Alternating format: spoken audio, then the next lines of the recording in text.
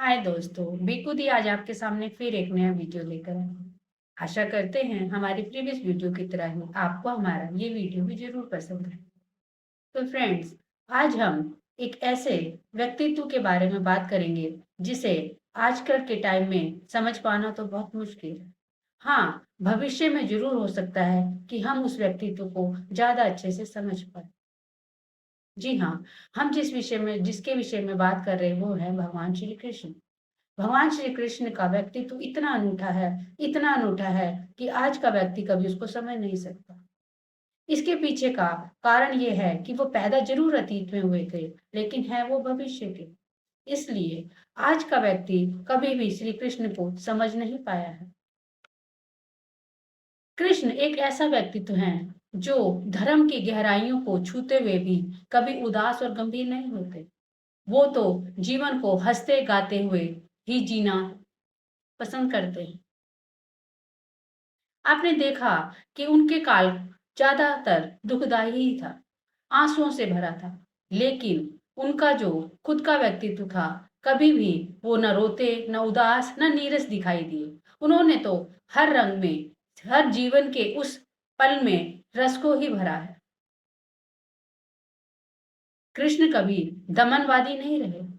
दमनवादी से मतलब है कि हमारे क्रोध आया, प्रेम का मन हुआ, या आपका किसी दोस्त के साथ मित्रता का मन हुआ, तो आपने दबा दिया कि मैं तो राजा हूँ। लेकिन उन्होंने कभी भी किसी चीज को दमन नहीं किया। वो तो एक हंसते खेलते हुए उस टापू की तरह है, जैसे कि नीरज वन में कोई एक हरे मरुस्थल पानी से भरा हुआ जल का एक कुंड मिल जाए। आपने कभी सोचा कि कृष्ण से ज्यादा अहिंसक तो कोई हो ही नहीं सकता, लेकिन फिर भी वो युद्ध की हिंसा में कूद पड़े।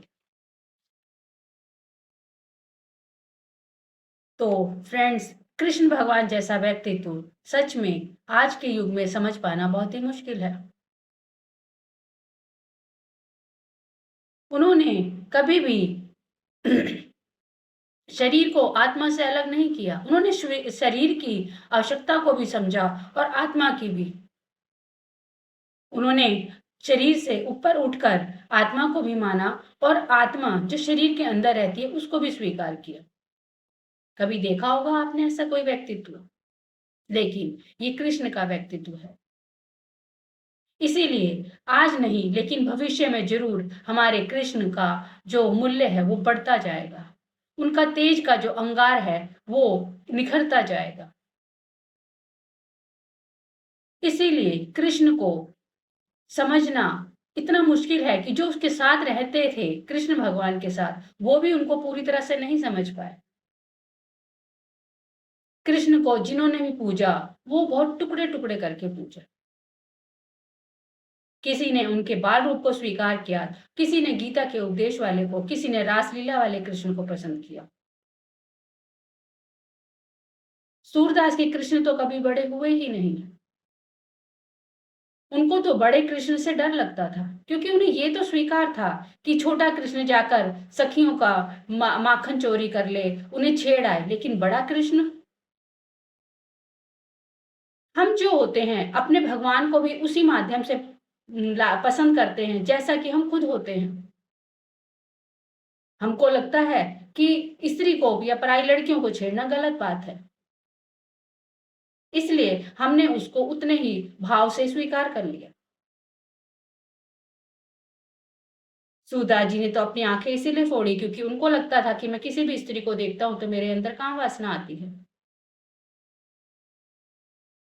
लेकिन कृष्ण भगवान ने उनको समझाया कि जो वासना, ये काम है, वो आंखों के द्वारा नहीं मन में उपजती है।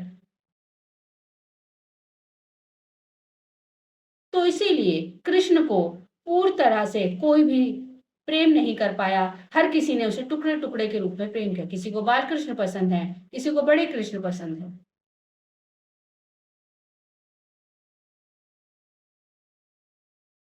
राम मर्यादित थे और सब जानते कि वो तो भगवान का एक आंशिक अवतार थे, सिर्फ परमात्मा का एक छोटा सा अंश। परंतु कृष्ण भगवान तो या पूर्ण रूप से परमात्मा थे। वो संपूर्ण अंश लेकर आए थे परमात्मा का। धरती पर। कृष्ण परम अहिंसक हैं, लेकिन फिर भी वो युद्ध की हिंसा में कूद पड़ते हैं। इसीलिए आजकल के वक्त में कृष्ण को समझ पाना बहुत ही ज्यादा मुश्किल है।